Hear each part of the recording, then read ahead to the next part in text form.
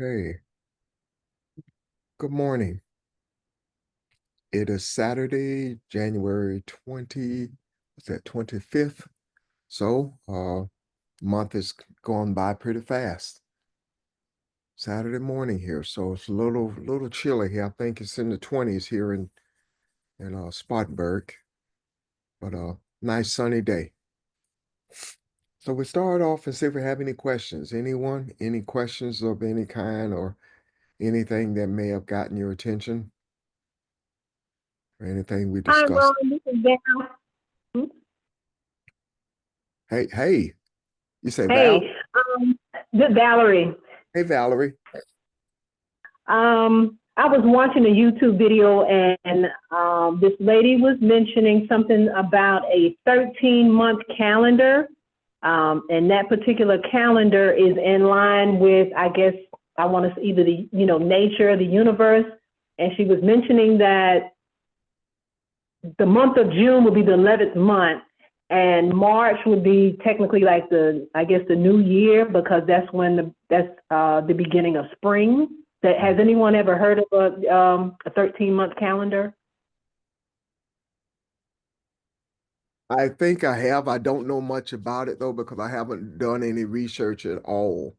Uh, Especially March being the beginning of the year. Nick, do you have any insight?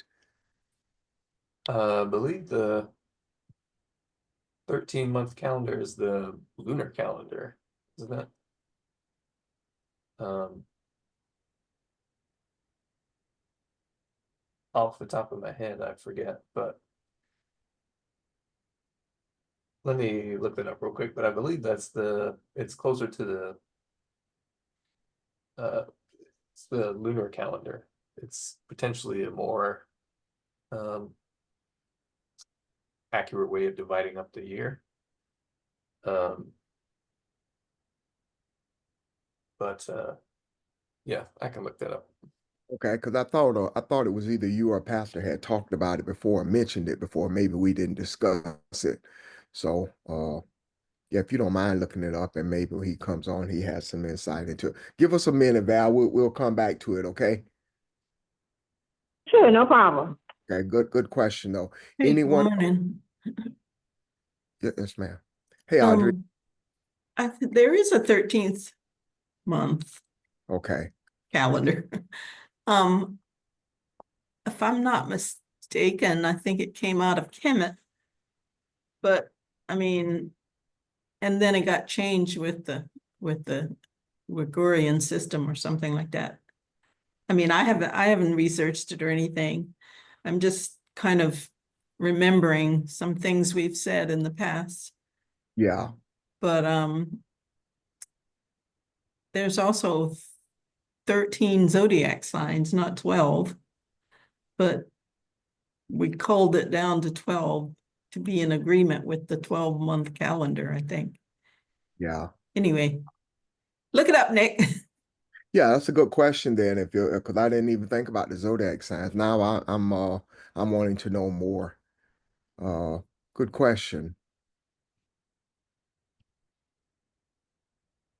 Val, what was said about it? What got your attention? What did you read? If you don't mind me, now. It was like I said, it was a YouTube video that I was watching, and I know I don't, gosh, I don't forgot the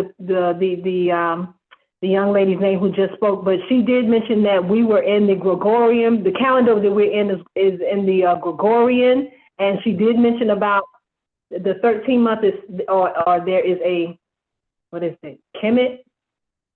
Yes. I think there was a Kemet calendar. So I don't know. I just was like, okay, because I know she also mentioned something about it's every 28 days.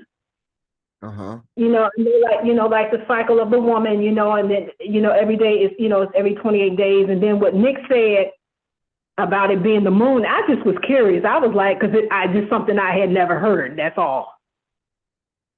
Well, now you have all of us curious. And we briefly touched on it before, and I don't know why I guess it didn't pique my interest enough to look it up or do any research. But now's a good time. maybe it's time to kind of take a closer look at that. So let's do that. And hopefully Nick has something. If not today, maybe tomorrow. But if he does, just have at it, Nick. And hopefully when Pastor comes on, he'll have some insight as well. But thank you, Audrey, and let's see if we have any more questions, and we'll come back to that, okay? Any other questions or comments?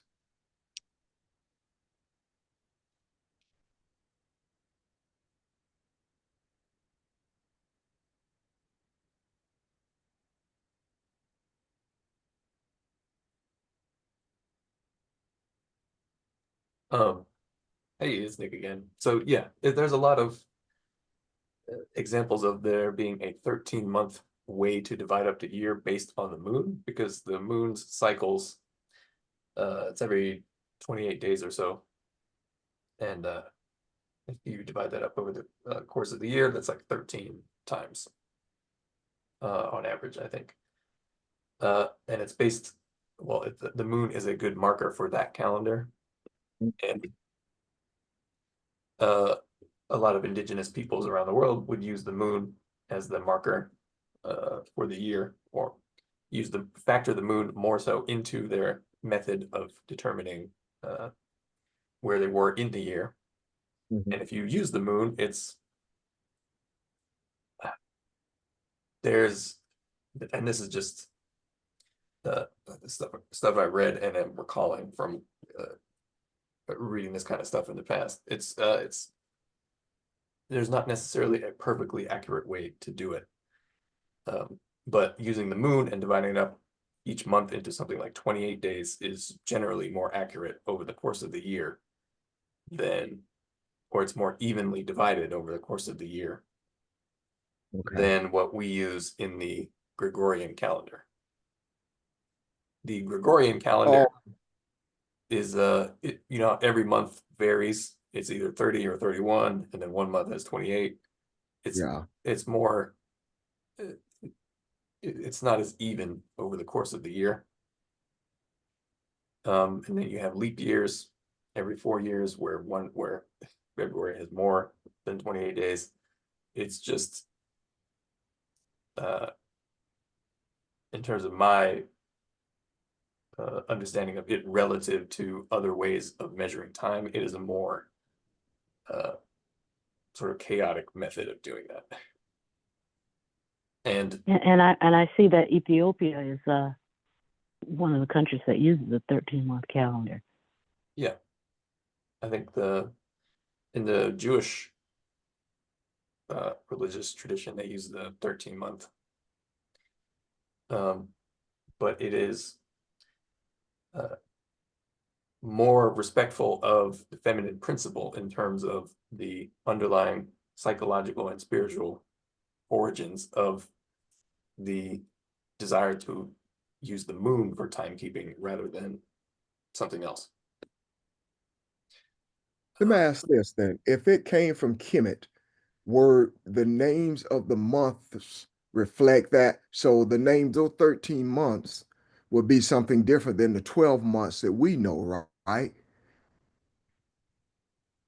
The names of them, and I guess what I'm getting at is the meanings of them as well.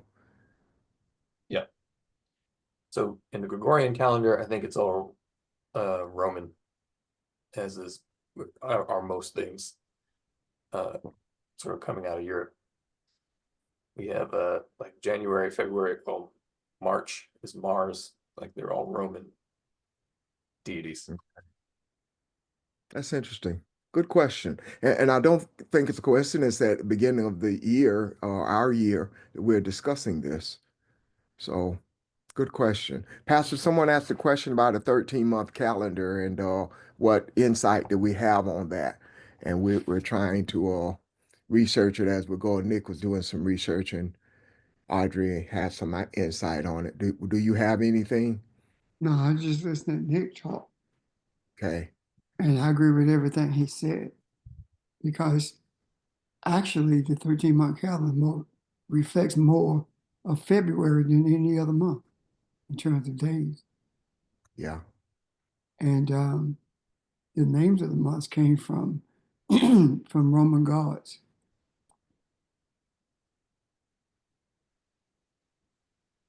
And I believe we were speaking about a little bit about time last time I was on, but there is no way to perfectly delineate time.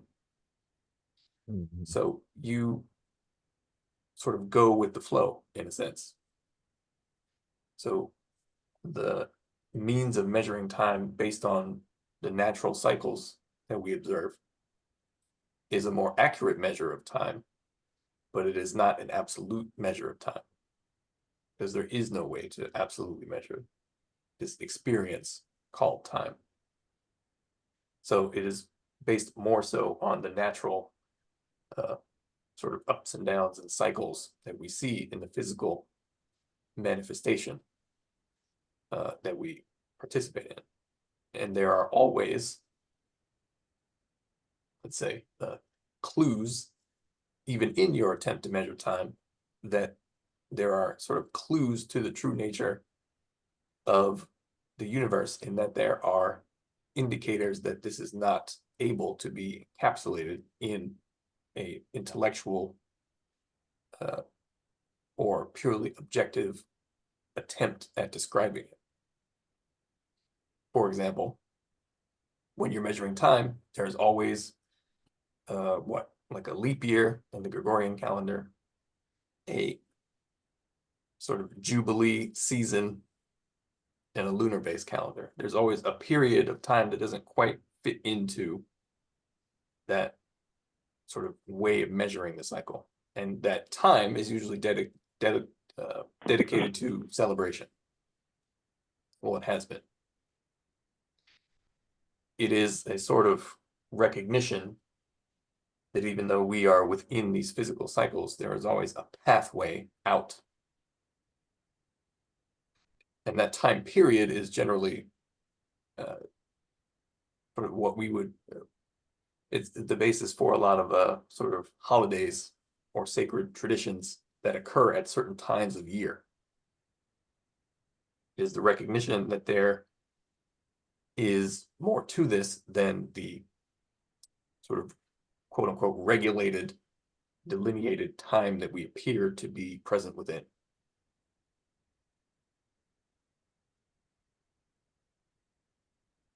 So,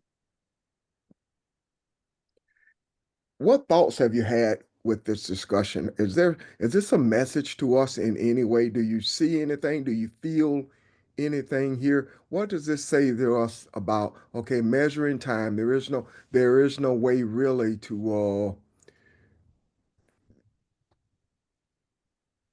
looking at the calendar or kind of all of it has to do with time. It sounds as though, it feels as though that this is a message about time. And does anybody see anything in this discussion? I don't think this is just an informative thing. Or maybe it is today, and maybe we'll see something more tomorrow. I don't know. I have I was looking for a book I have that goes in depth when it's talking about the first calendar Mhm. and how the Kemites came to the conclusion of the 13 months and Yes. what astrological measurements they use in order to do that. I know I'll probably find it before tomorrow, but right now I just can't remember what color it is. You know, I do books by color. I can't remember type. In the Kemet, there was the maybe slightly different, the Dendera zodiac, which is one of the oldest, if well, probably the oldest It is. representations of the zodiac. It is the oldest. And that contains, I believe, more constellations than just the 12, but the sort of main, if I'm correct with that, but the main constellations are there. But as my mom, as Audrey said, there are actually 13 zodiac constellations. So I did a video about this on my channel back when I made videos. But the one that we leave out is Ophiuchus. Because Ophiuchus, well, basically a zodiac sign is determined by what the sun passes through as it moves across the sky. And the sun passes through Ophiuchus, but it's a very, very, very small part of it. What So is that? A constellation? It is. Okay. It is a man holding a snake. It is the Kundalini serpent. It is the path out. It is the escape, quote unquote, from one plane of existence to another, from one state of experience to another. That is why you have 12 disciples and one Jesus. You have the 12 representing of the full sort of experience of wherever you are, and then the 13, which is the path out. It is that tiny little sliver. It is the hidden path that you must find in your search for the true nature of the self and consciousness and awareness. But we don't usually include Ophiuchus because it is very small, so it just makes the calculation, I guess, more difficult. So if you just round it off to 12, it becomes more simple. But like I said, there is no way to exactly measure or delineate it.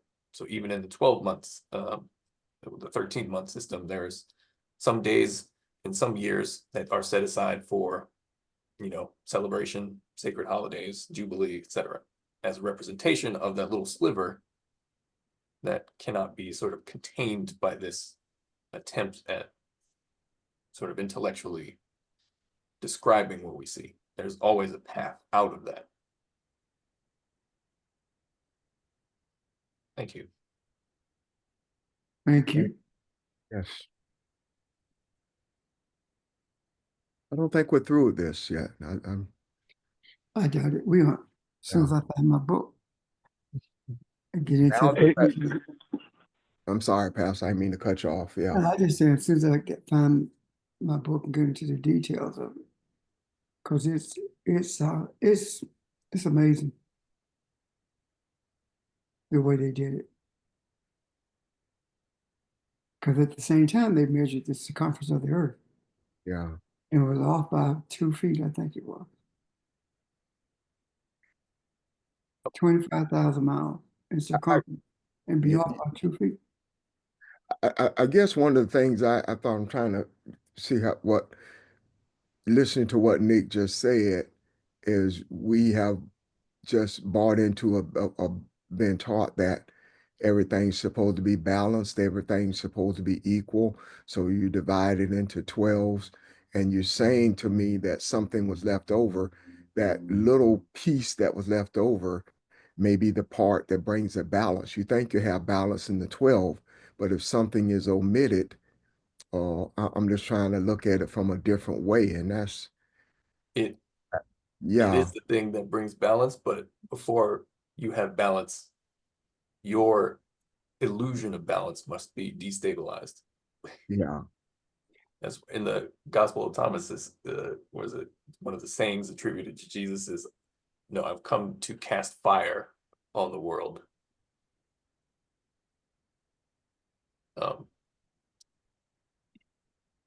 But the point of that is, yeah, it is a stability that we experience ideally, operating, relatively righteously in a balanced way in accordance with the natural flow of the universe. But that stability was never supposed to be permanent. And the thing that catalyzes change is instability. And that can mean a variety of things. But internally, that is the sort of awareness that you must search for something else. Like, this is not permanent. Your sense of what is real is not meant to remain as it is. It is meant to expand. And that is your spiritual instinct. See that. I see that. One of the things that I had thought about discussing today, if we got into it, was building altars. What do you think about building altars?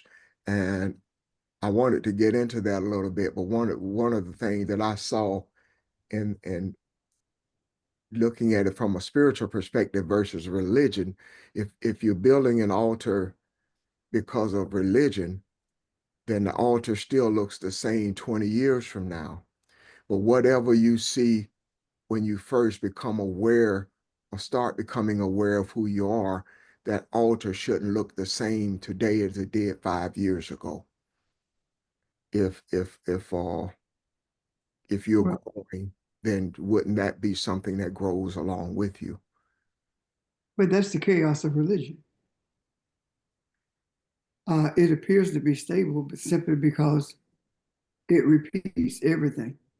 Yeah, Everything that Christianity does, it does it in the same manner, using the same words, using the same guidance. Never grow. You never grow. cannot, you cannot attempt to hold on to instability just because it looks like it's stable.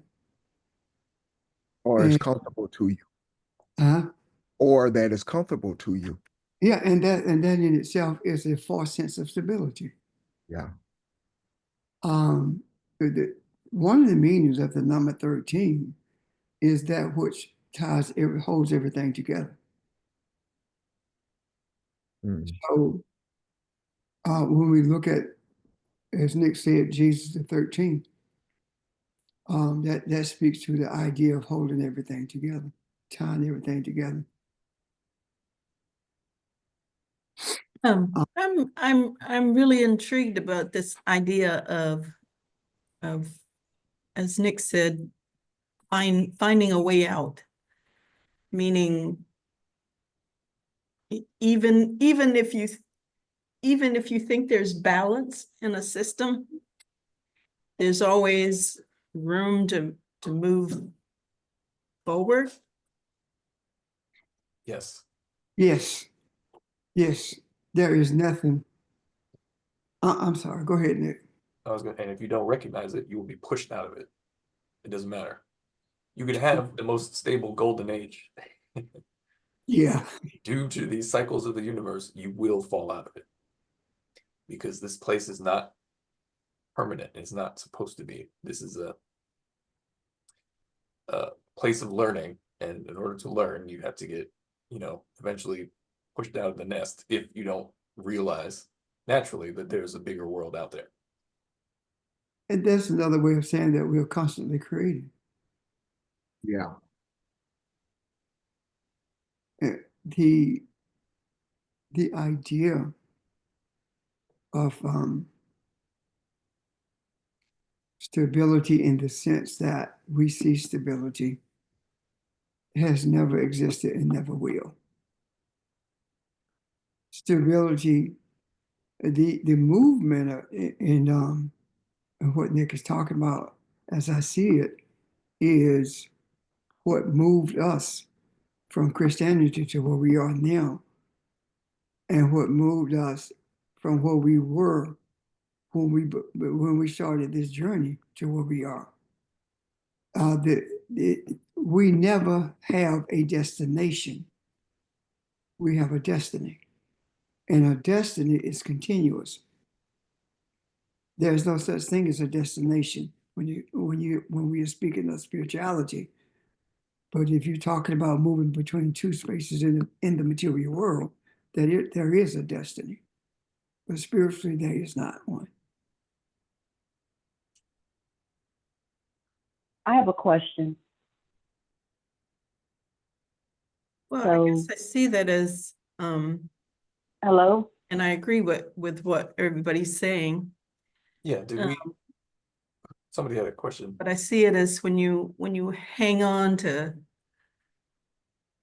ideas so tightly, it eventually becomes like rigid, and then there's no moving away from that, no matter what. But sometimes you need to move away. Sometimes you need to step out of it and take a look at the overall picture. Yeah. And Anyway, yeah, and everything. thanks. Uh-huh. Evelyn had a question. Well, yeah, she told me I had to wait last week, so I'll wait this week too. I like what you said, Audrey. So, family, you were saying that we are creators. Do we? And you said we still create. We always creating. Do we create when we feel like we're stuck? Are we still creating then? Yeah. You creating the belief that you're stuck. But if you also realize you're stuck, then you're creating your way out of it. You can. But you can, because there are people, for example, this preacher told me that when I talked to him about the journey that we were on, and I said to him that I told my people that everything I taught them was wrong. And he said to me, actually, when I was talking about it and explained it to him, he said, "Well, I can't do that. I can't go tell them I've been wrong." So he had an opportunity to move out of it, but chose not to. And as a result of that, the chaos around him increased tremendously. Well, it became more vivid after that. So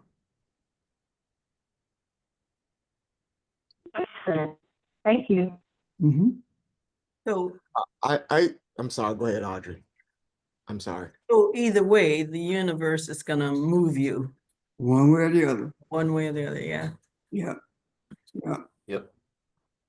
I uh, wanted to address some things after we finish with this, if I may.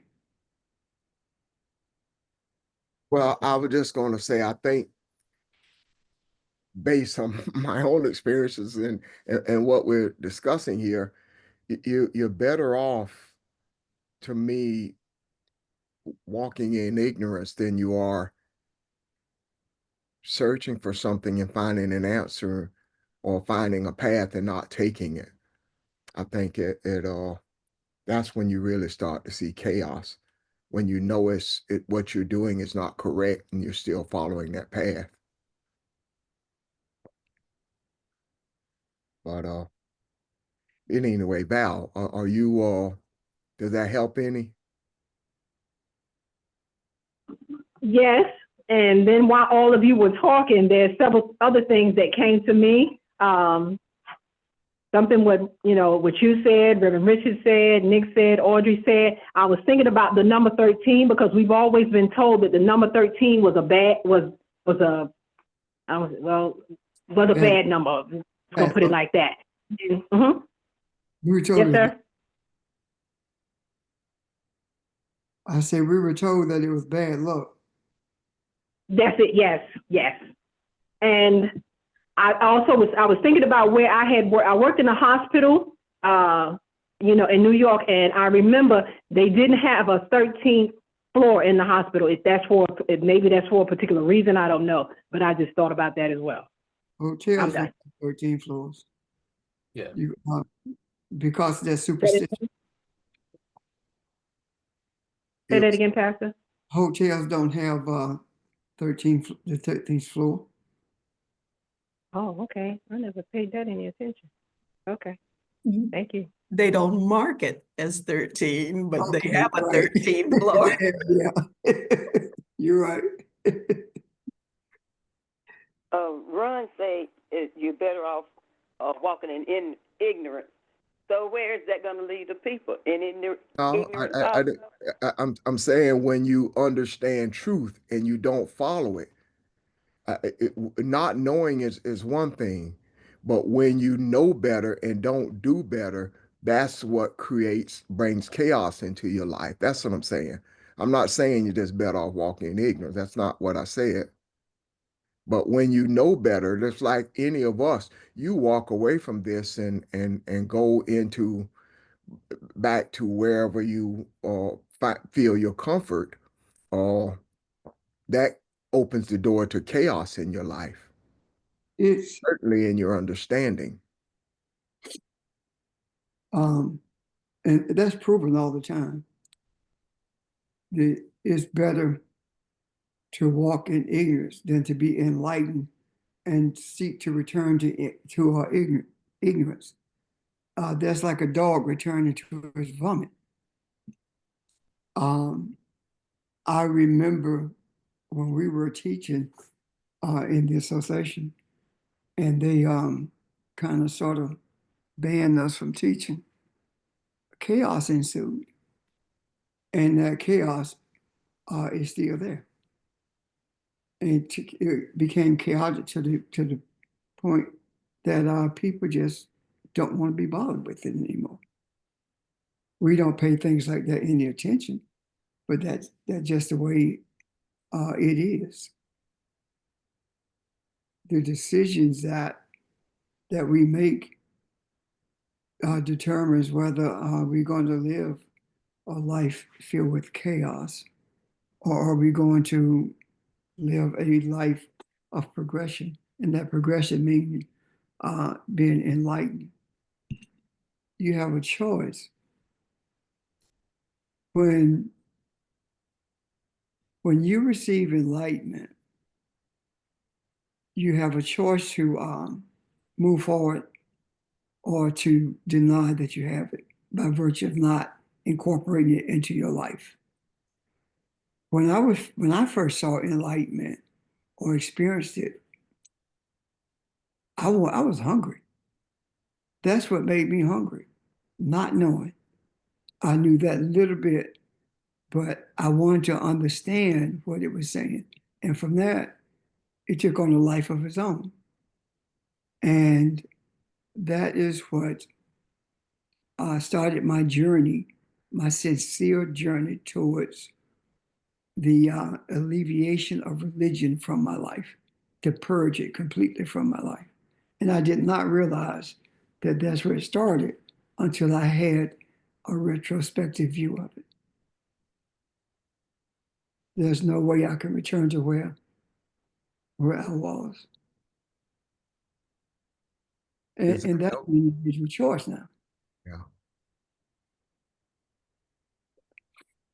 Does that help, Kathy? Kathy? Yes, Cat my hands full. Yes, I understand. Okay. Okay, thanks. Thank you.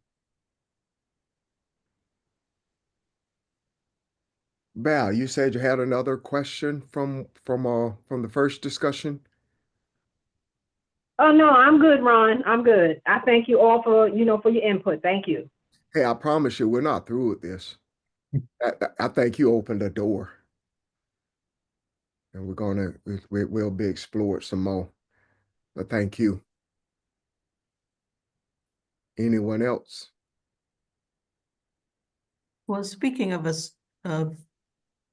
astrology and all of that, isn't tonight the night when we're supposed to be able to have a good look at the alignment of the planets? Yes. Yes. Not because it wasn't happening before, but because there's a new moon tonight, so the stars should be brighter. Now, one of them, you'll be able to see it only with a telescope. And another one, you will not be able to see it at all. But the rest of them, you should be able to see them without a telescope.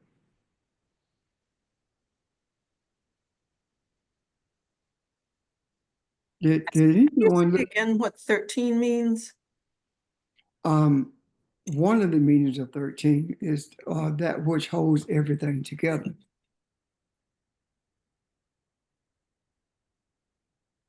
Okay, because it occurs to me that that's really what it means. And I was looking at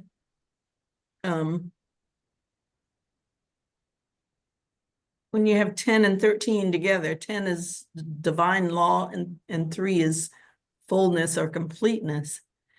So it seems to me that the church and whoever else, all the others, political systems have made it mean the exact opposite of what it really means. Mhm. So it's kind of created a snare or a trap. Yeah. Same thing they did with the snake. Same thing they did with the serpent. Think about that.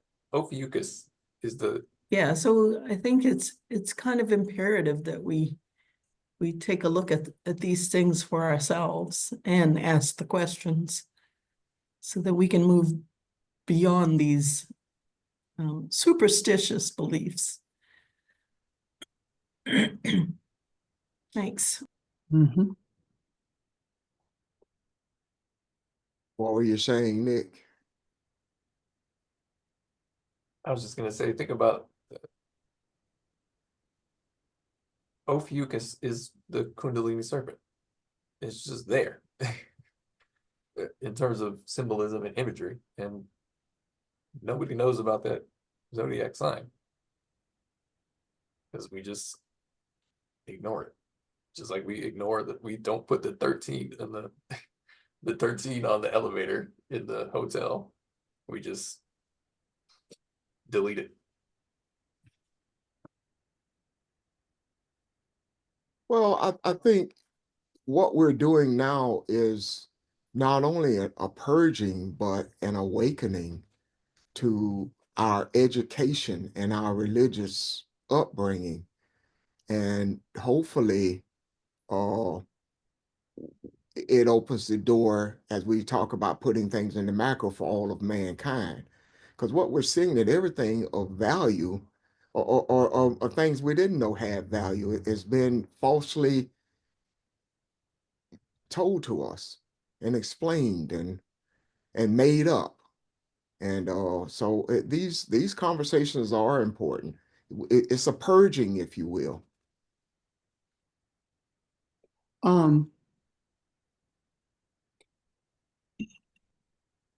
The objective was never to teach us anything.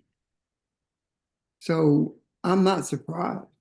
It doesn't surprise me that when we, as we look at things from a different perspective, or as we look deeper into what we've been taught, it doesn't surprise me that we were taught erroneously on purpose. And the reason is because the one who were teaching us didn't know it either. And the only thing that we were to be taught was to be obedient. We were taught that we were supposed to imitate being a European. That's what we were taught. And if you think about the things that we seek to purge ourselves of, it's European, isn't it? I think, Ron, we were talking about that at one point. Yeah, It's European. European. So we were never, there was never an intention to teach us the truth about that. It's something as simple as chemistry. You know, I've said this 1,000 times. You will not find a discussion of melanin in med school. How is that possible? When if you don't have melanin or melanocyte, you die.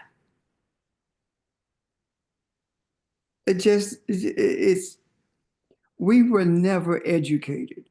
We were trained. Are you able to see the difference? Really? We were trained. Yes. And we were good trainees too.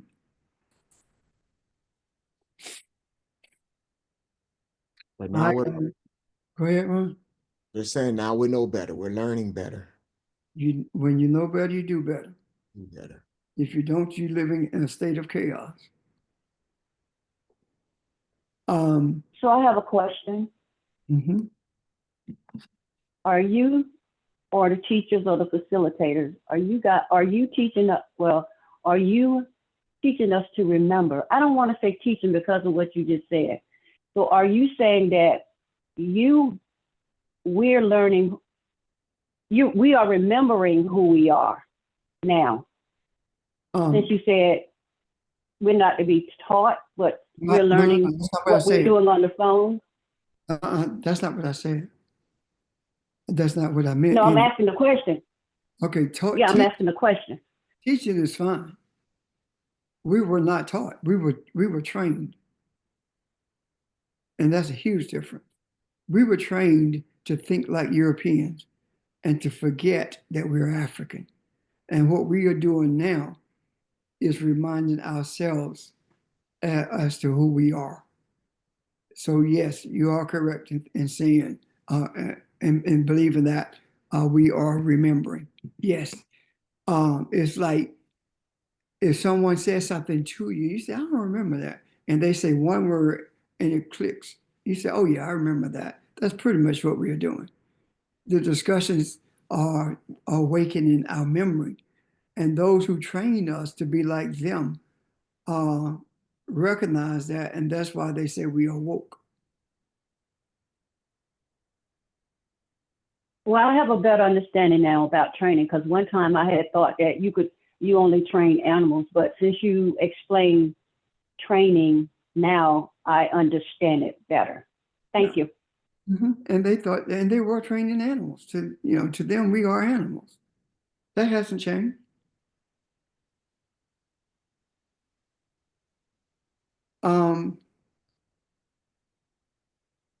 People, I've gotten calls this week, and what it has shown me is that people are still scared of white folks. Black folks still scared of white folks. They're afraid of Donald Trump, and Donald Trump's energy is the essence of white superiority. And he is also a classic example of what white superiority looks like, how it thinks, and its intellectual level. And white superiority has the same IQ as Donald Trump does. And that's probably zero. But anyway, I say to you, and I've said it before, there's nothing to fear. And there are two reasons for that. One, if you know who you are, nothing can defeat you or overcome you.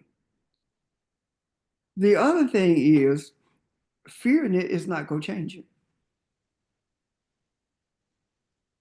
All the things that have been put out there during the course of this week is done for a reason, and it is to instill fear in you, to freeze you.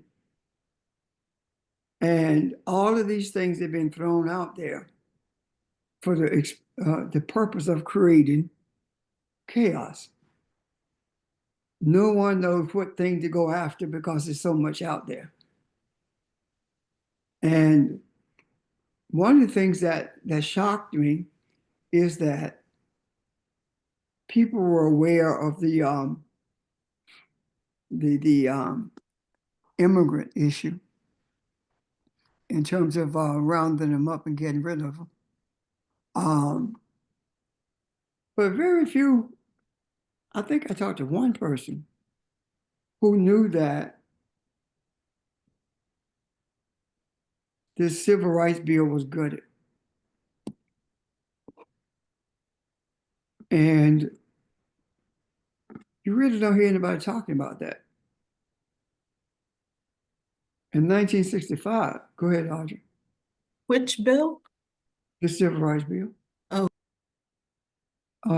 After the Voters' Rights Bill was passed in 1965, Johnson wrote an executive order. Are you familiar with that?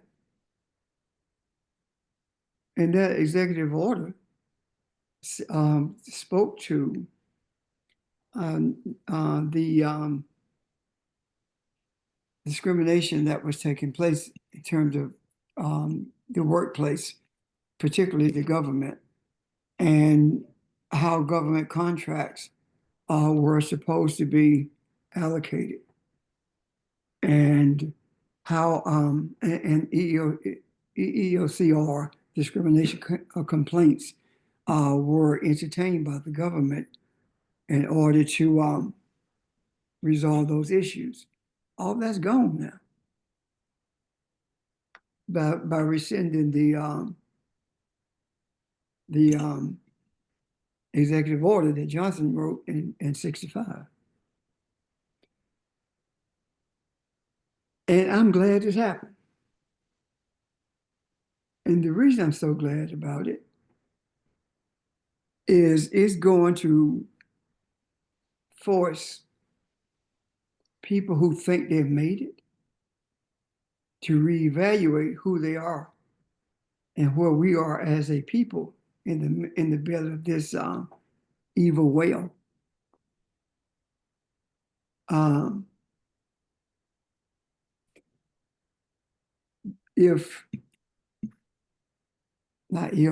When things are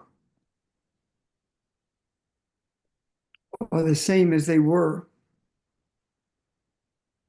before Johnson wrote that executive order, then it's going to begin to open people's eyes, and they're going to begin to see the reality of people like Snoop Dogg and Rick Ross and Nelly.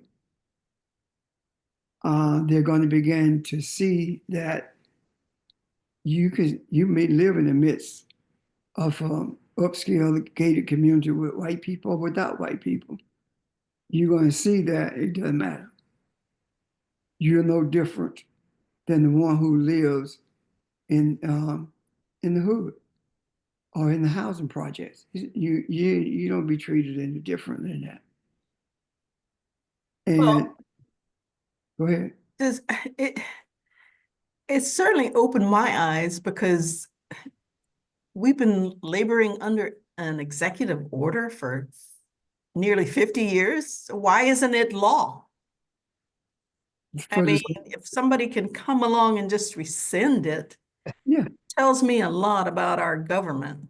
They didn't want to pass the law they didn't want to make it a mandate for people to do the right thing.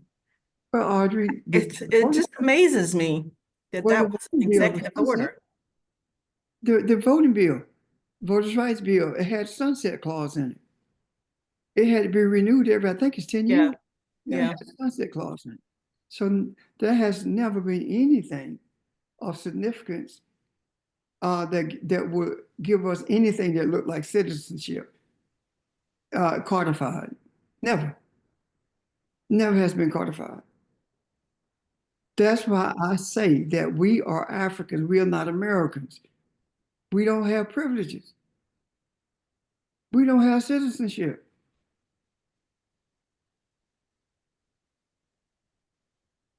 Pastor, I have a question. What was the purpose of the Black Caucus? The initial purpose of the Black Caucus was to advocate for Black folks. And in the beginning, the Black Caucus attempted to do that. However, they were bought. They were bought off. And I say that with deep conviction because I've met with them more than once, especially when I was going to school in DC. They had no conviction for whatsoever that money could not change. The one who I had the greatest respect for is Ron Dellums. Dellums did not play games. He was the most conscientious one that I've ever interacted with. And he was a representative from California. But the rest of them, and then I kind of laughed the last time I was in their presence. You remember that when I went to DC to be the liaison for the lawyer for Gen 6. I remember the kids in Louisiana were arrested and they were called the Jena Six. Anyway, when I went to that, to God Lewis, to be his what is it? I forget your word I'm looking for, but anyway, his sister called me to do that for him. And when I did it, we went to the Black Caucus. They were having their annual meeting. And when I walked into the convention center and I looked around, and what I saw were Fortune 500 companies who were sponsors of their convention. And I said to Lewis, how much you think you gonna get done here? He laughed because that said immediately who owned them, who controlled what they think. The purpose and the actions are totally different. They never really advocated for us to the point where they put their positions at risk. If you're not willing to risk everything, you're not gonna get anything done. You don't have a chance of getting anything done. So, and that's the Black Caucus. I hope that helped you, Evan. So it does. So everyone who look like us ain't us all the time. And also what we're talking about, us discussing things today and in the past, are we dismantling these things that's happening in the universe? No, we have dismantled the things in America. And they're being manifested now. Okay. You can't dismantle anything in the universe.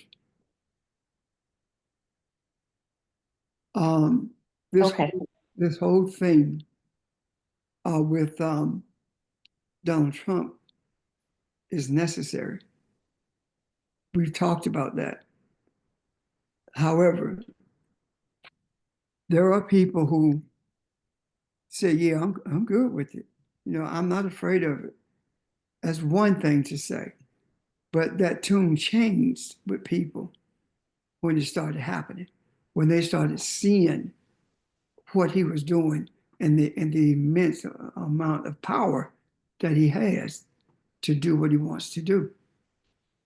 Fear became a major factor. And those things that you fear are the things that control you. You cannot live in fear and expect to be victorious.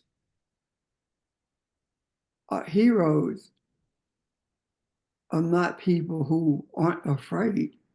Heroes are people who overcome their fear and put it all on the line.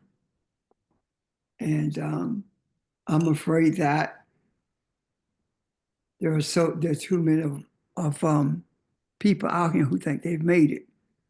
And in a minute, I'm going to, I want to anyway, show you how you were manipulated to think that you were okay, you were comfortable, you made it. Ron? No, I'm good. Okay. This white dude said, let me back it up. Before the CNN came into existence, a decision was made between the FBI, CIA, and other governmental law enforcement divisions and its political handlers that there would never be another Martin Luther King or Malcolm X, ever. And the way they did that, people, young African children in school, just like they did the third grade thing, you know, from, what is it? From the third grade, they began to monitor kids for prison. Come on. What's up in pipeline? Prison pipeline. Yeah. Well, what they did, they made a decision that they were going to monitor Black kids in high schools and in neighborhoods. And the ones who were, as they put it, intelligent and exhibited leadership skills, they were going to make sure that they got into advanced classes. And those advanced classes would be predominantly white. And those who were in those classes, those advanced classes, would interact with white kids, and they would begin to pick up the traits of the white kids. And then when they got from high school and went to college, they're going to make sure that they got corporate jobs and move them out of the communities and give them a sense of belonging. And the conclusion was, after a few years of doing that, was we don't have to worry about them anymore because they are more like us than they are like those who they left behind. In other words, they're more white in their thought processes. The only thing that's black about them is their skin. And the other thing that they did was organize CNN.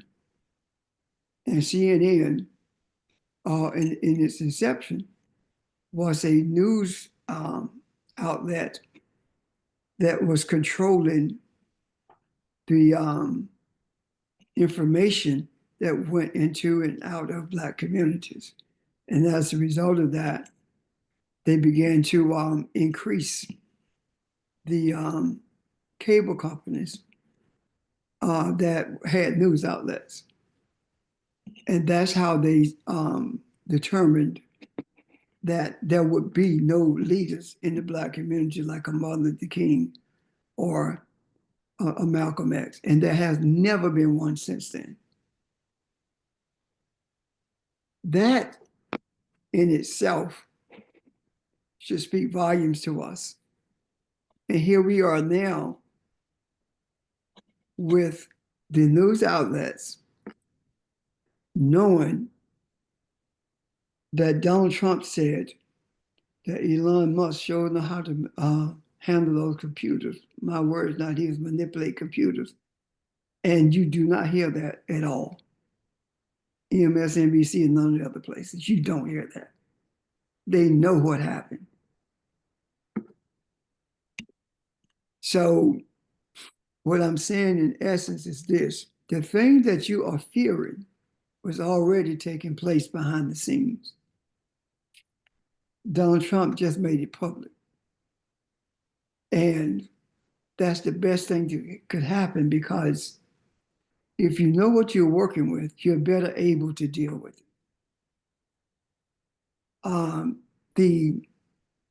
The executive orders that Donald Trump signed, I doubt very seriously if he could read any of them. I know he didn't write them. What's that institute? Project 2025. You know, the people, the Heritage Institute wrote that, then Project 2025. At the Heritage Foundation. Heritage Foundation. You wrote that, right? He doesn't know what they are as he's signing them. He said, As as they hand them to him, he's like, "Oh, what's this one? Oh, this is something about." He doesn't care. now there's a note on each one of them that tells him what it is. But yet he had to ask, what is this? Why? Because he did not know. Only thing he knew was that he's going to have the power to do what he wanted to do.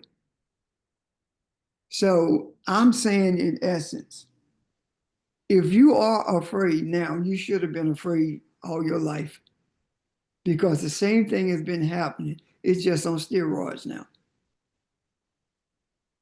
His objective when it comes to immigrants is to deport more than Dwight Eisenhower did.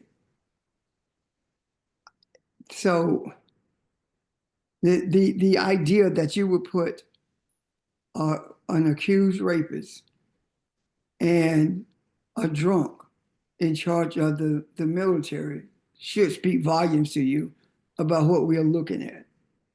One day, maybe we can go through these appointments and begin to understand the reason for them.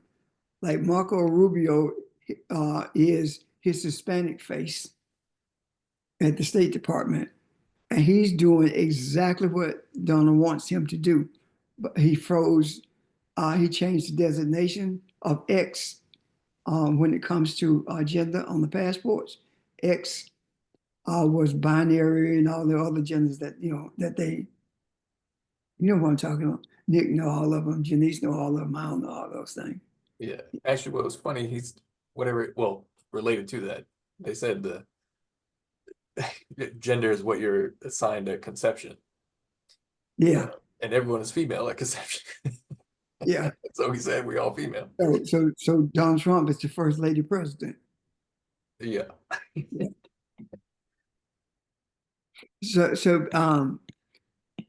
The essence of what I'm trying to say is this, and I don't know whether I'm saying it well or not. Your fear is not going to change anything. What Donald Trump is doing, he and his cohorts, the people who he's putting in OMB and the Treasury, etc. These are people who are working with him behind the scenes all the time, but now they have these positions because what they are building is a dictatorship. That's what they're building. And the only reason you will have someone, a drunk, in charge of the military is because he's easily manipulated. And he's going to follow the orders that he's given by somebody who knows absolutely nothing about the military. That's Donald Trump. So he's attempting to build a dictatorship. It's not going to happen. I'm going to tell you what I see, and then I'm going to be done. I see the dismantling of America taking place. And once it's dismantled, it's going to be built differently. Think about this. What Donald Trump did in his first term was not undone in terms of the havoc that he created during Biden's 4 years. Matter of fact, Biden doubled down on some of the stuff he did, especially when it came to immigrants from south of the border. Right now, kids who are 14 years old are going to be 18 at the end of Donald Trump's term. And in between those 4 years, there are going to be younger people who are going to reach the age where they can vote. And what I see is the reason he came out of the running, hit the ground. The reason he hit the ground running is because this destruction has to take place rapidly. And the frustration, anger, and dismay of the younger people at the end of this term are going to result in a different type of society being built in this country. In other words, a nation is going to be brought into existence as opposed to a country. Will it still be a colony? This would be a colony as long as white supremacists are in charge. As long as white folk are in charge, this would be a colony. when the mindset of the younger people changes because of what they are experiencing, what they see, that is when it will become a nation. A nation protects and provides for all of its people. A country doesn't. And this thing that's called a country probably should never have been called that, simply a colony, as was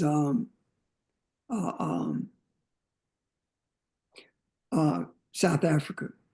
Anyone, and this comes from, what is it? Burkina Faso, that country, Burkina Faso. Anybody in Africa who is not an African is an invader.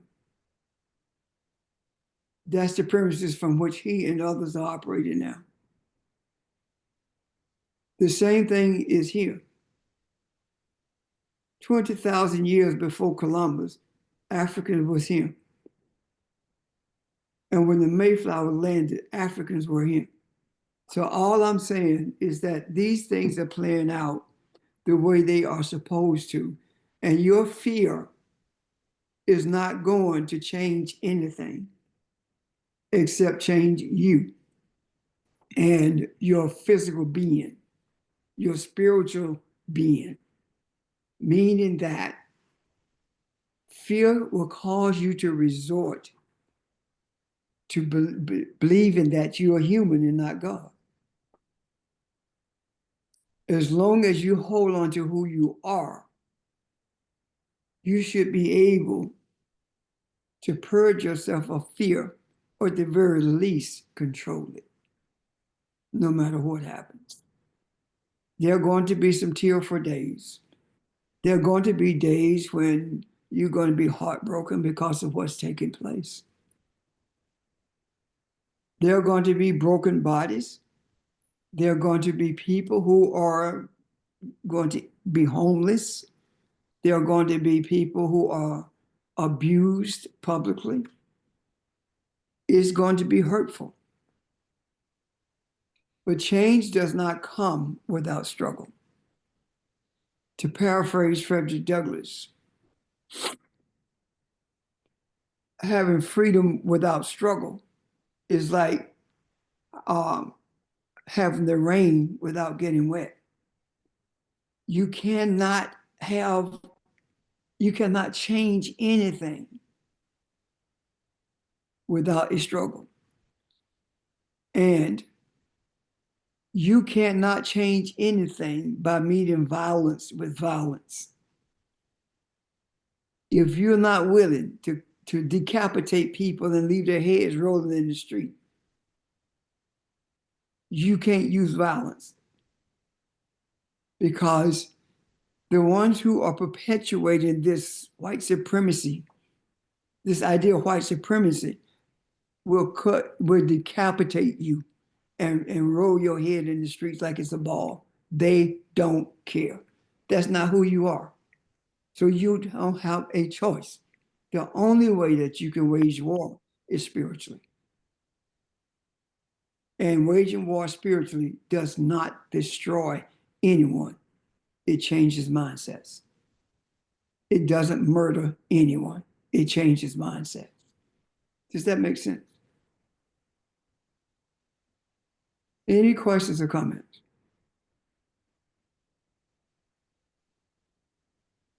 I wanted to address this because, as I said, there are people who called this week, and even though they did not say they were afraid, the discussions that we had let me know they were. I'm done.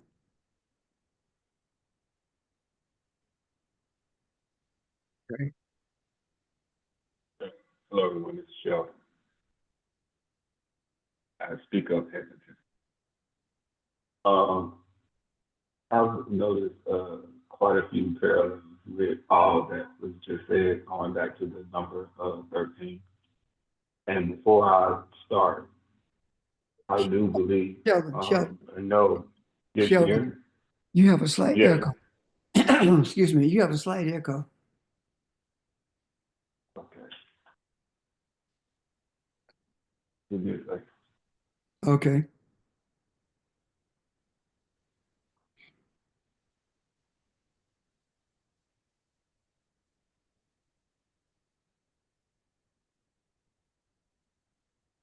You good?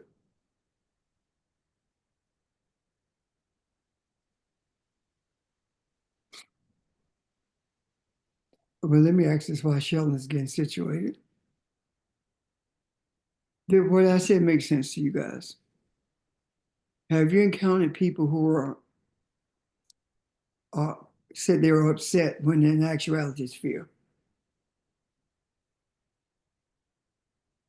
Yes. Yeah. Yeah, me. Yeah. But I mean, I think I can control it because I just think, man, all this stuff. But this is just we've lived through this stuff forever and a day.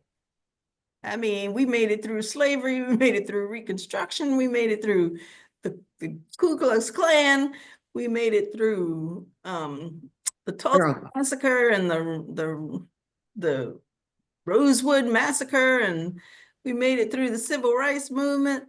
I mean, it's almost as if we're back to that time, but we're resilient. We've always been resilient. So I have to keep reminding myself of that. So we'll make it through. No question. We just gotta put up with some foolish, disgusting, I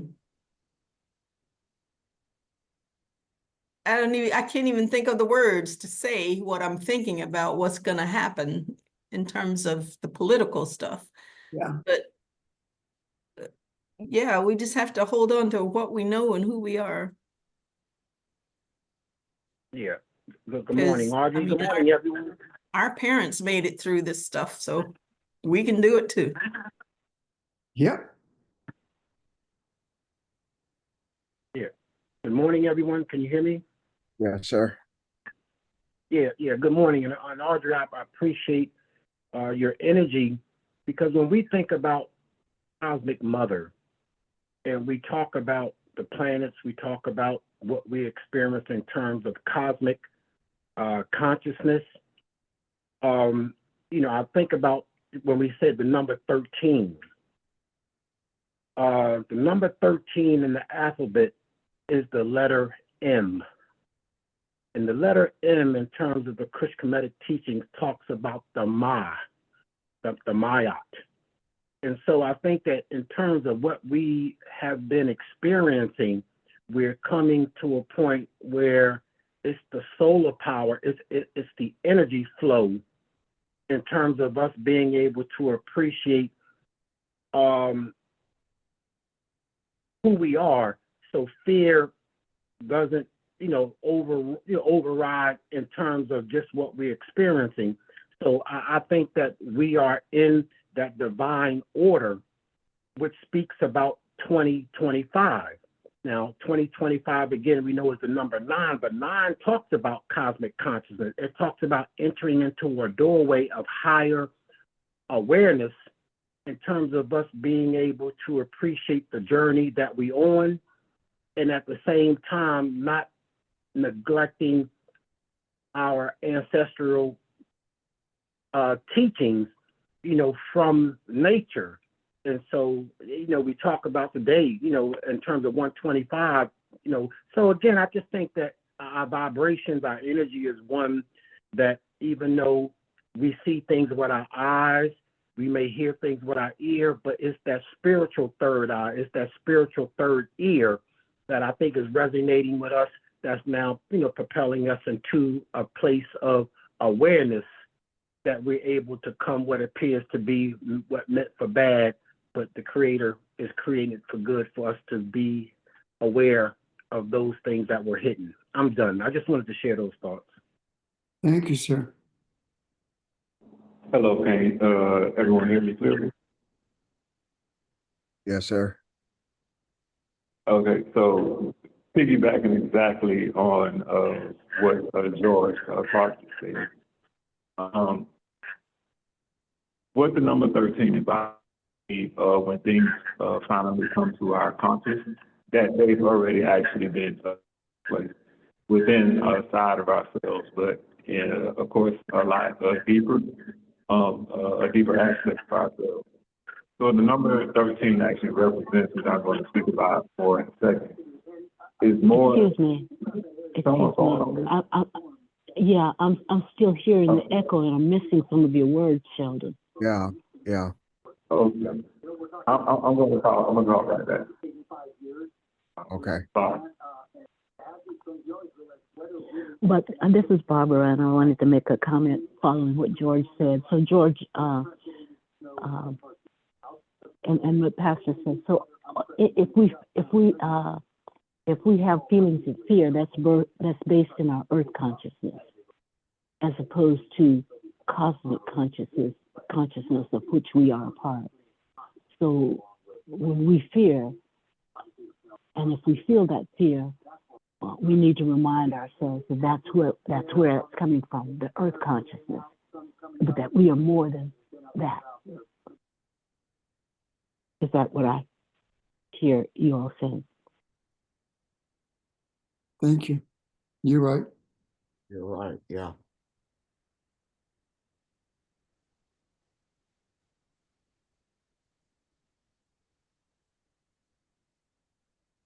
Sheldon? I think he got off. He's gonna log back in. Gonna call back. Okay. Are there any questions while we wait for Sheldon to log back in?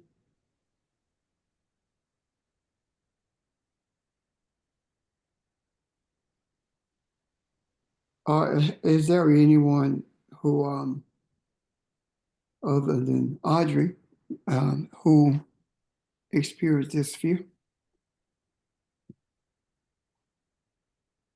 Yes. Yeah. Me too. I think she did a good way of describing my thoughts in terms of the fear. Okay. Yes.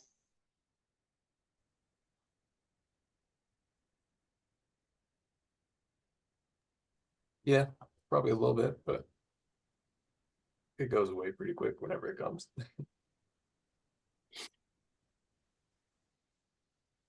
I look at it and think about, okay, what we're gonna do tomorrow, as opposed to like, oh my God, I don't have any OMG moments with this.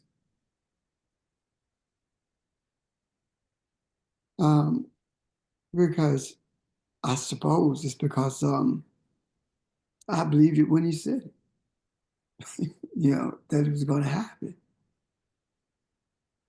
And when we were settled with Cumberland not winning, based on the things that Kathy brought to our attention, that was it. The expectation was there for this to take place. The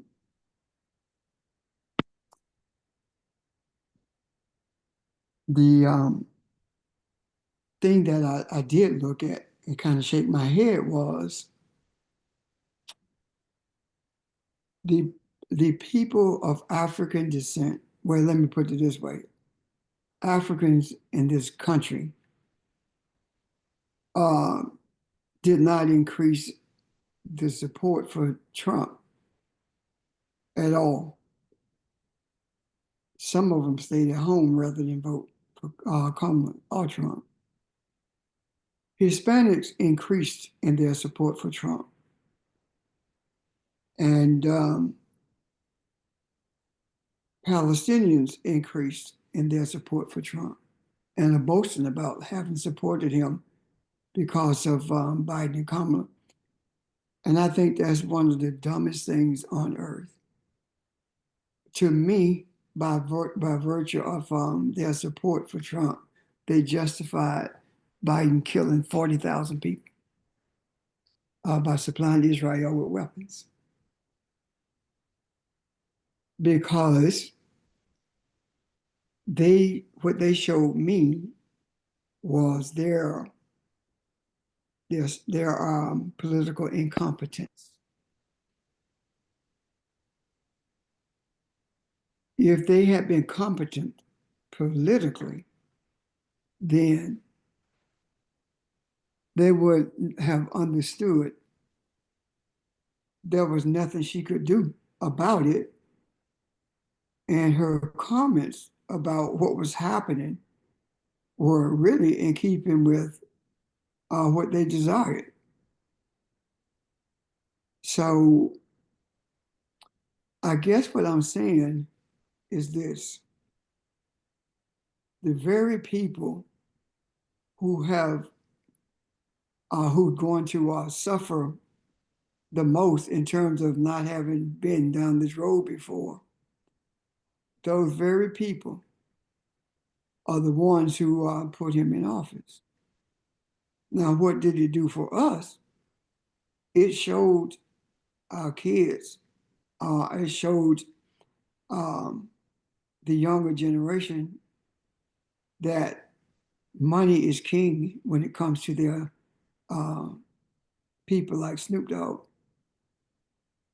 a man who wrote awful things about Trump his first term and talked about the people who supported Trump who looked like him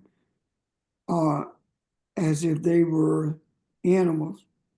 And now my question is, does he join forces with those people that he denigrated because they voted for Trump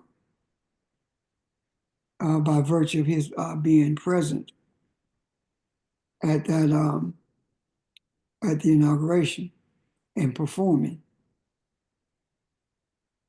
I do believe that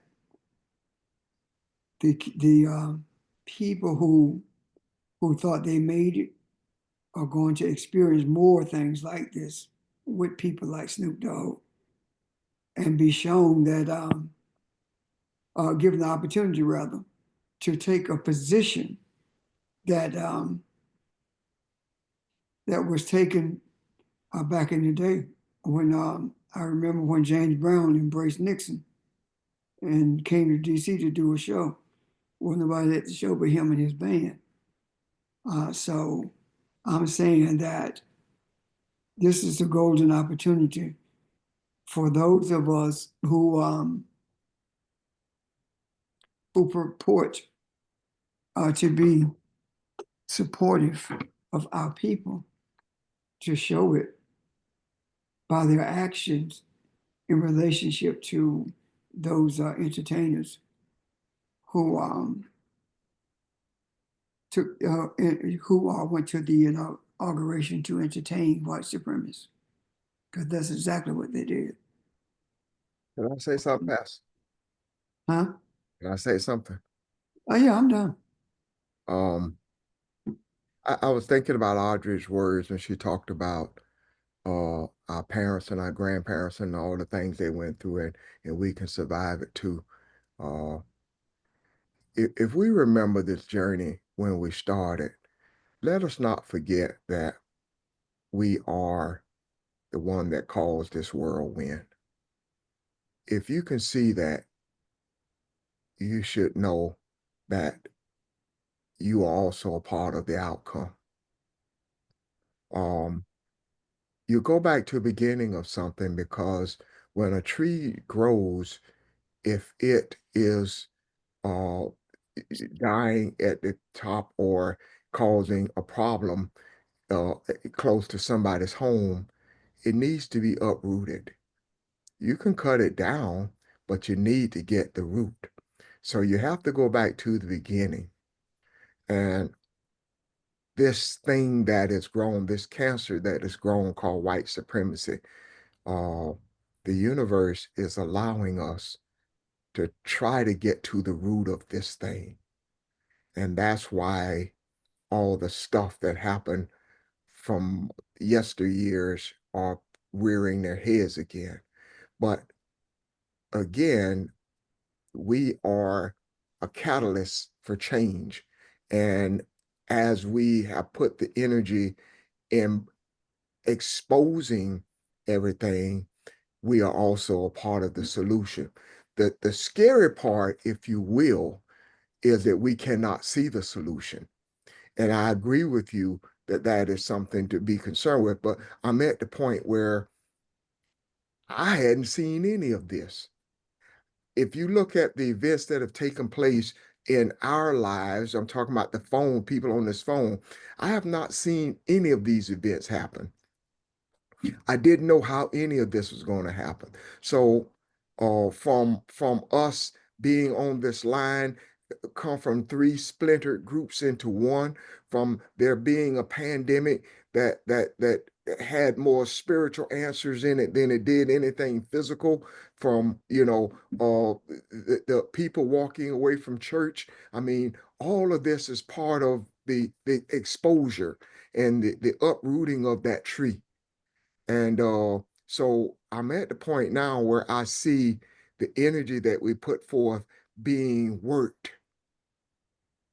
being used in a way that it is not only getting our attention, but everybody else's attention. And I'm just saying, even though we don't see the how-tos or the details of what's going to happen, let's trust it. And let's not allow that to be the fear, because we can't see it. This thing is a powerful thing. White supremacy has been in the earth and dominated earth since almost beginning of man. But you cannot believe that enlightenment is not stronger than darkness. We've been saying that all of our lives, and that's all we got. So let your fear be the here and now where you are. We can't see the end of this thing. We don't know what's going to happen, but let's not let that be our fear. Let's hold on to who we are. Thank you, sir. Hello? Sheldon, are you back? Yeah. Yeah. And everyone is clear? Very Sheldon? low. Yes, can everyone Yeah. hear me clearly? It's very low. Can everyone hear me clearly now? Yes. Yes. Okay. So they're doing construction near my apartment, and so I've been trying to find a space, stairwells and everything like that to speak clearly, because it's very noisy at the moment. I can hear y'all, but you won't be able to hear me in my apartment. What I was saying that is that the number 13, I know, is not just representative of things that are to come. Oftentimes I notice that we talk about things as it comes up on these calls and these classes that is already taking place. We're just more so coming into an intellectual understanding and actually seeing that is now taking place, but from a spiritual point is already happening. Going along with what was all that was said already, and I was looking up the number 13 and found some things on it and see how it's very relevant and basically talks about everything that was talked about. The number 13 is often associated with transformation, change, spiritual evolution, and the divine feminine and the goddess energy. It is the symbol of transformation, change, and as Nick was talking about the snake, it represents the death of the old and the birth of the new. And so it can be a great upheaval or change, but also of great growth and opportunity. As it relates to spiritual evolution, it is the letting go of old beliefs and patterns and embracing a new way of being, which also still can be a challenging process, but also a rewarding one. As it relates to the divine feminine and in that goddess energy, it is a time of taking place of intuition and inner wisdom, and creativity, and is also associated with fertility.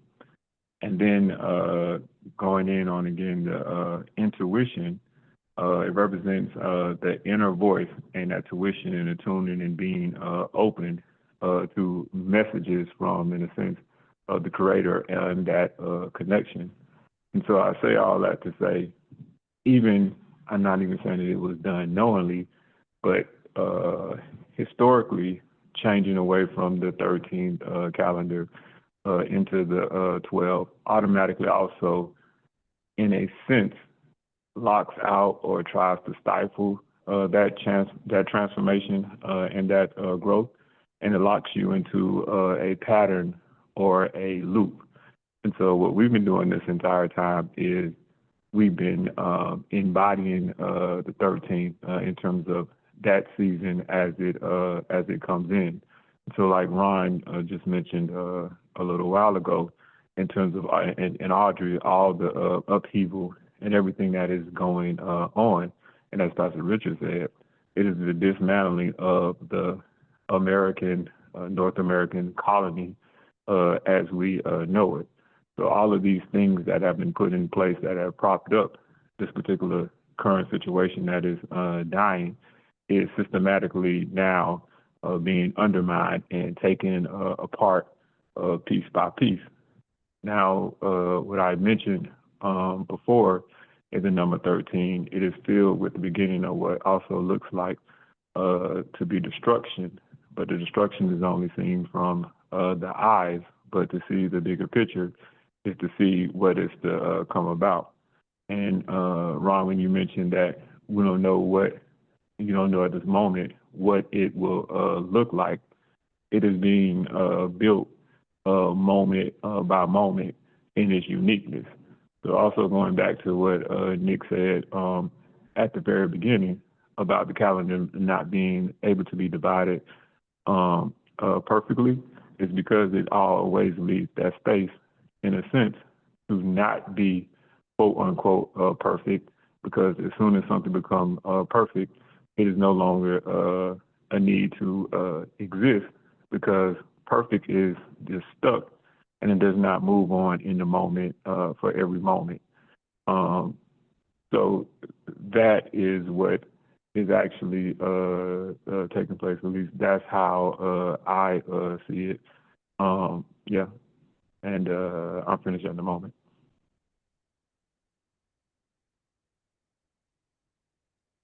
Thank you. I love that. That really kind of summed it all up to me. Yeah, it did really sum it up. Yeah. Thank you. Yeah, thank you, Professor. Well, you helped me with your comment, Ron, about we're being taken back to the beginning, and all the things that's happening with, and all the things that Trump is doing. But I can really see that if we're going back to that beginning, then we have a chance to restart over again and do it right. So, that really helped me. And maybe, just maybe, as Sheldon said in his own way that I can't say, but maybe we have a chance to replace the fear with confidence and knowing and faith and trust and recognizing who we are. And we do that, Ron, within ourselves in terms of not combating, but we face the fear, just like you do with the Kundalini energy and that idea of that transformation. In a sense, I've seen and heard and know, like when you encounter a monster, even in fear, you stand up bravely to the monster, let's say if it was in a dream or something, or whatever the scary situation, and you face it bravely and say, what are you here to teach me, or what am I here to learn and take from this? And with Audrey's comment, in a sense, the one, I don't want to say one key to that, but one small nugget to take is with all that was just said, in a sense, this is going to sound wild to y'all, Trump is there to do our bidding and is a tool of ours. Say it again. But you got to that Say- Trump say- is a tool of, Trump is doing our bidding and a tool of ours Gotcha. Yeah, I can see that. in terms of dismantling this country. It's of Yeah. course not what he actually his intentions, but yes. And if you look at it from the standpoint beyond it looking from the eyes, looking very ugly, he is literally the the greatest tool I can think of to be able to do what it is that he's accomplishing and pulling off. I agree. Yeah. I agree with you 100%, as well as those men who are around him, who I think they're very intelligent. I have a Yeah. question to ask. Go ahead, Myra. My question is when Trump pardoned those personnel from the January 6 riots and the police officers are more on the news expressing their disgust with that, is the police community now experiencing what the Black community has faced when the people that shot their loved ones were just basically exonerated? Can I address that for a second? I'll just say, generally, no. Because Biden was seen as the cause of that, the police at the time of January 6th were seen as the enemy to the greater mindset of these, the greater mindset that these people represent. So anything that they say, oh, we got to support the troops, we got to, honor our police officers, none of that applies when it doesn't need to, when they don't need it to.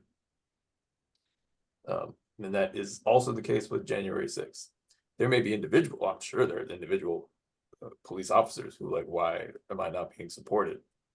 But it doesn't matter. If you go against the greater project, even if you're a police officer, you get kicked out the group. It doesn't matter. So basically the rules change in order to promote their agenda. Absolutely.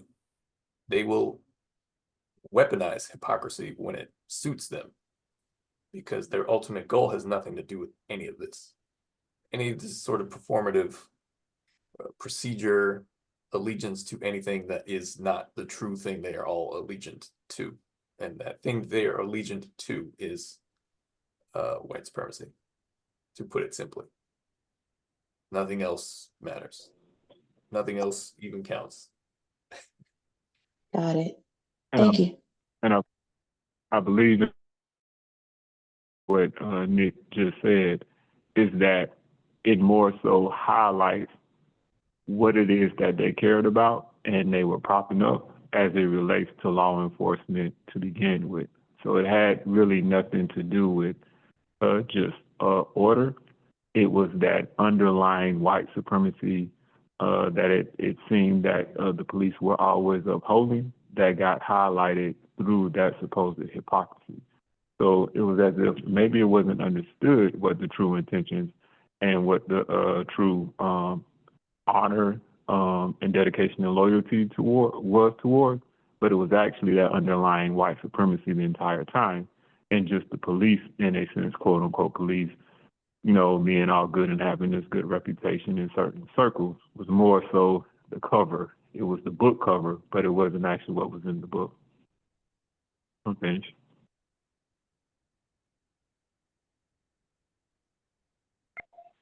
Good morning. This is Kathy. I have a comment and a question. Based on what you were saying earlier on about going back to the beginning and that we set all of this into motion and to be reminded of who we are, I agree wholeheartedly with that. That's no different from when we were growing up, going out into the world, your parents told you, remember who you are. And I love that we have those forums where we can come together and remind each other, even when we have moments of, even if it's a fleeting moment of discomfort or fear about what we're seeing. I love that we can be real and that we can acknowledge that and talk about it and move beyond that. And remember, and one of the things I'm leading up to my question based on everything that we've said this morning, and we talked about facing all of this with courage and with strength and knowing who we are. One of my favorite lines in one of my favorite movies, it says, let your love be greater than your fear. And every time I see that movie, that line out of the whole movie sticks with me and resonates with me. And what I'm hearing there is that love covers a multitude of sin, which we know love covers a multitude of entanglements. So as we're also facing everything that, I mean, let's get real. This is just day number 6, and all kind of things are happening. And we see these things happening. I feel like we have to let our love lead us. And when I talk about love covering a multitude of entanglements, am I seeing this the right way? That one of the things that has always been the thing that has helped the African to remain in existence is this great capacity that we have to be love. And no matter what happens all around us, when Pastor gave the example of cutting someone's head off and kicking it down the street, that is horrifying to us because that is so foreign to the nature of the African and who we are and our beliefs and what we stand for. So when I say let your love be greater than your fear, my question is, when I say love covers a multitude of entanglements, could you expound on that from the standpoint of what I'm looking at right now and everything that we've talked about this morning, and looking at how we are to approach what we see when we see it? Does my question make sense to you? It does. Oh, definitely. Yeah. Ron, I not only did she hit the nail on the head, I see exactly what you said. The entanglements are all the things that we've addressed and talked about.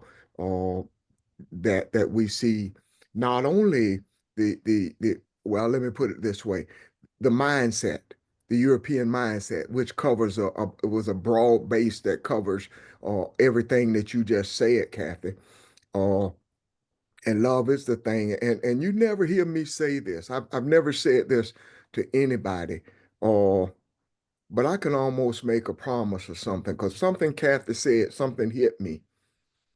Not only if we can get to the place of love unconditionally, not only will it take over, it be stronger than our fears, but it'll be stronger than our anger. It'll be stronger than this frustration. It'll be stronger than our uncertainty.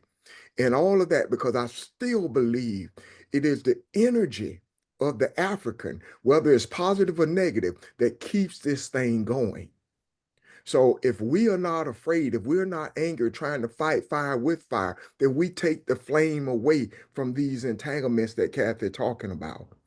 So I love that. Love, love, love. You're exactly right. And I probably didn't answer your question, but somebody help me out, please. Kathy? Yes. And I was going to say, you really did. Thank you, because that just resonates with me. And we cannot forget that we are loved. No matter what we see, no matter how moved you are by what you see sometimes, go back to that. To me, love is that thing that's going to center us and ground us and get us through this, as it has, like Audrey mentioned earlier, generations and generations of Africans who have been through all of these things. It's because we remained in a place of being loving kindness. We didn't take up arms. Our weapons of our warfare are not carnal. We did not do what they do. We remain true to what is in us and who we are spiritually. And that is greater than any fear, in my opinion, that you will ever have. If you can tap into and remain in a place of love, then you've already won. I just wanted to share that. Thank you. Agreed. Beautiful. I have a comment, Yes, ma'am. and I'm glad you guys are discussing it. We're discussing this because I needed to hear this. I really needed it Friday because I'm going to be honest with you, which I'm knowing now. I did not like not one white person at the agency Friday. I did not like any of them because I was getting angry. I was feeling angry. I was feeling frustrated. And I'm like, I'm tired of this crap because you see them walking around like they own everything, like they're superior. And I had to go, I just had to get away from that place. And what you guys said really has helped me because it's like, it's just too much. The reason why the earth is in the shape it's in now is because of them. And I know it's necessary, but I was having a moment Friday. But thank you, thank you, thank you. I needed this. I needed that reminder. Thank you.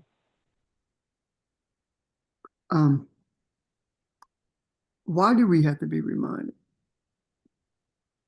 to be loved? When that is the essence of who we are and the foundation upon which our whole culture is built. How is it that some of us can be loved and some of us don't want to be? If the entirety of spirituality is predicated on love.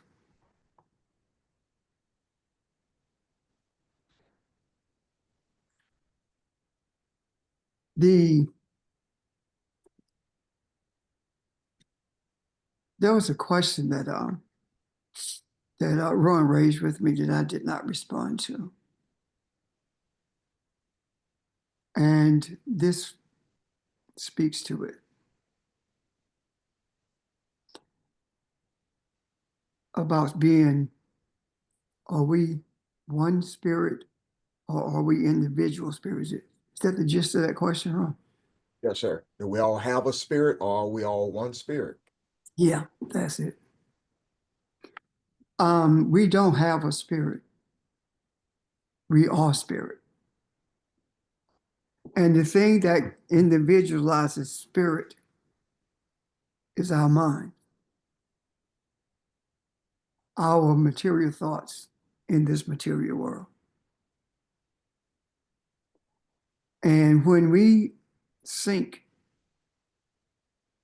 our mind with our soul or with our spirit, when the pineal gland the eye is open and our minds are synced with our spirit, then we are able to see beyond what's in our presence. What do I mean by that? When we are processing with our spirit continuously and our mind is dominated by our spiritual thoughts, we are able to see what is coming more clearly. Like some of our parents, grandparents were able to say things like, tomorrow so-and-so is going to come see us, I just feel it, or something's going to happen. That is when the mind is submissive to the spiritual essence of thought, the energy of the spirit. Does that make sense so far? Yes. So when we are functioning as though love is absent from us, we are actually functioning or processing in a material world in a material way. And when we process in a material world, a material way, we are processing like Europeans.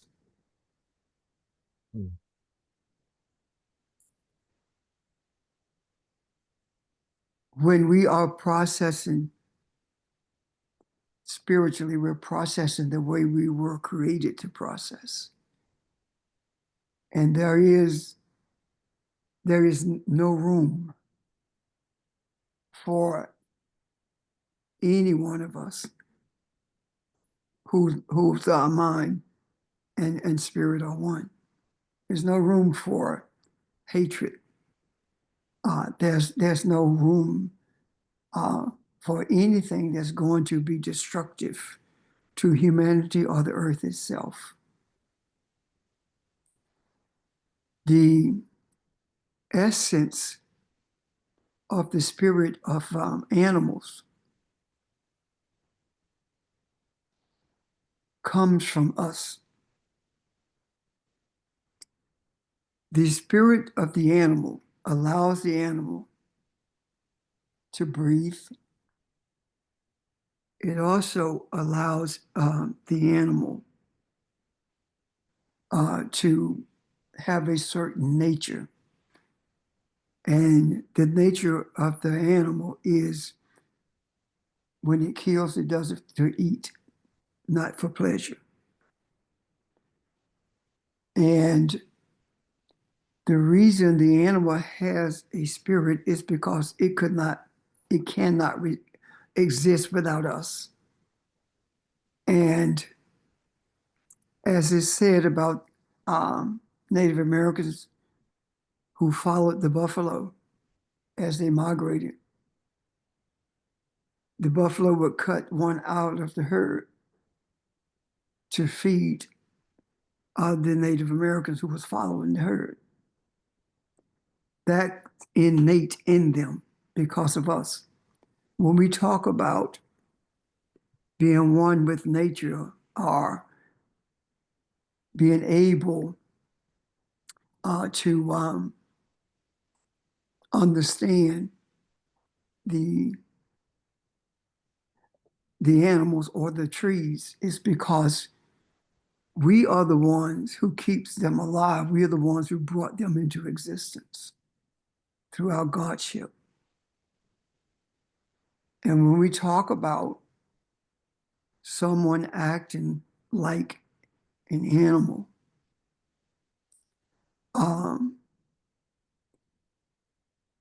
none of us really, no human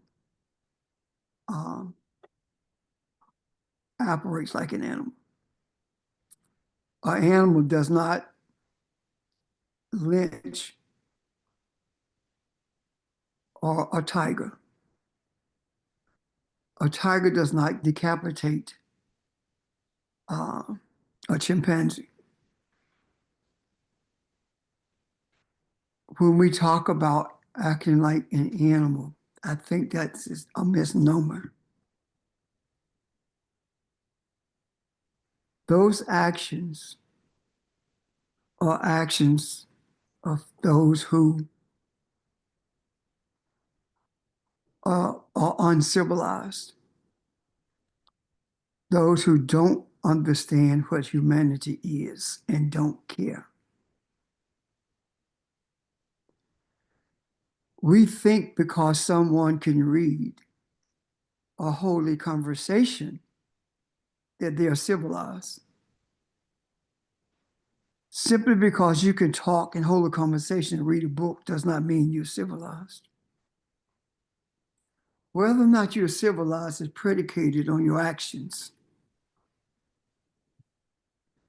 and your desired interaction with people. You cannot be civilized and be a white supremacist. You're a barbarian, because white supremacy is predicated on the destruction of people who don't look like them. And it debases the human nature of everyone except themselves. And it is willing to do anything it takes to get what they want. That is no different than what took place before there was a language in Europe. When they were living in caves. That nature has not changed. The only thing that's changed is they can read and they can speak clearly. So what am I saying to you? I am saying to you that yes, we are spirit. And yes, we are individualized, but not individuals. And it is up to us, as we've done in the past, or at least tried anyway, to bring civilization to the earth and dispense with the attitude of a barbarian. And the way that is done is by showing empathy, being empathetic, and our actions teaching others to be empathetic. That doesn't happen if we use the same tools, methods, and measurements to mitigate the adverse actions that are taken towards us. The reason this is foreign to us, as Catherine mentioned earlier, is because it is impossible to dispense of the attitude of being a barbarian if you're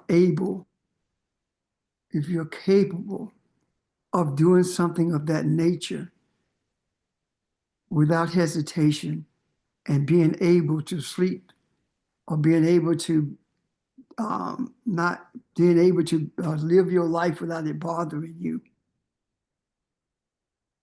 That's the difference between being civilized and being a barbarian.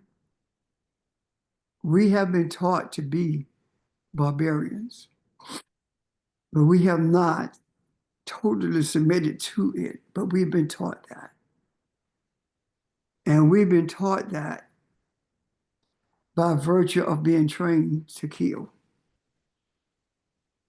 or by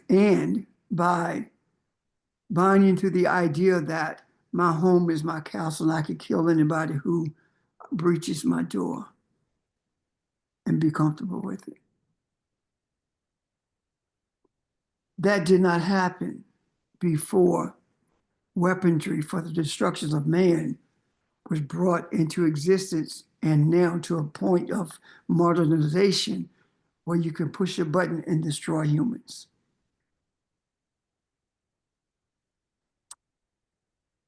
And there are those who probably will take issue with me saying that that mindset is still barbaric. However, if you take into consideration that 40,000+ people are killed, and the nation that's supposed to be exceptional, the Christian nation, is responsible for those deaths by virtue of providing the weapons and justifying it based upon lies. You take that into consideration, there is no way that you can not believe the person who had the authority to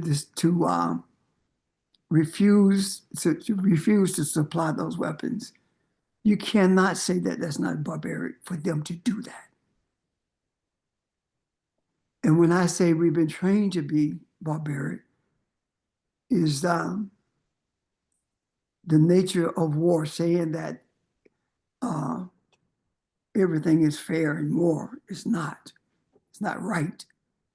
To be able to kill someone as an example to a whole slew of people.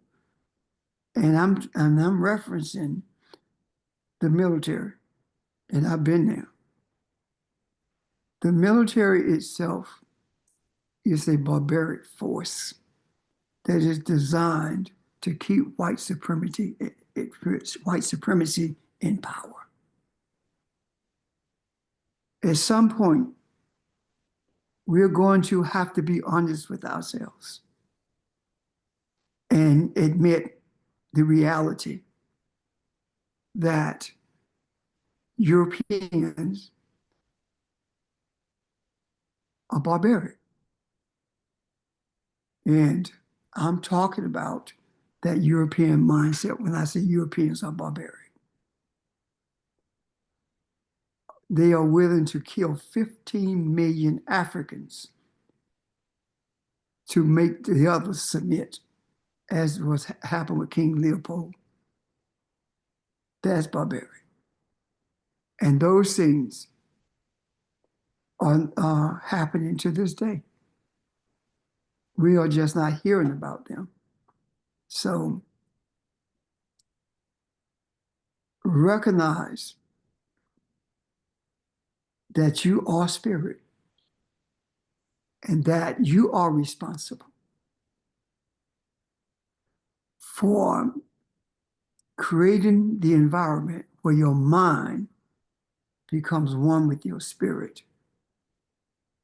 And at that point, we would have released our training and become educated according to the Cushite meanings of education. I'm done.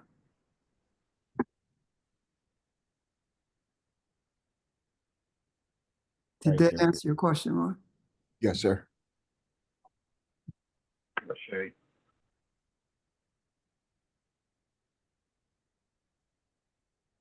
Okay, do we feel better? Any questions, comments? I love this. Yeah. A discussion that needed to take place. Thank you. Love the energy. If there are no more questions or comments, might be a good place to pause for the day, take a breath and consider what has been said. And I'm sure we'll have some questions. I'll talk some more on it tomorrow. Okay. Okay. Thank you, everyone. Thank you all for participating and even your energy. You didn't have to say anything, but have a great day. Thank Love you. and look forward Love to you, the. guys. Okay. Thank you. Thank you, everyone. Thanks, everyone. Bye. Thank you. Bye. Bye.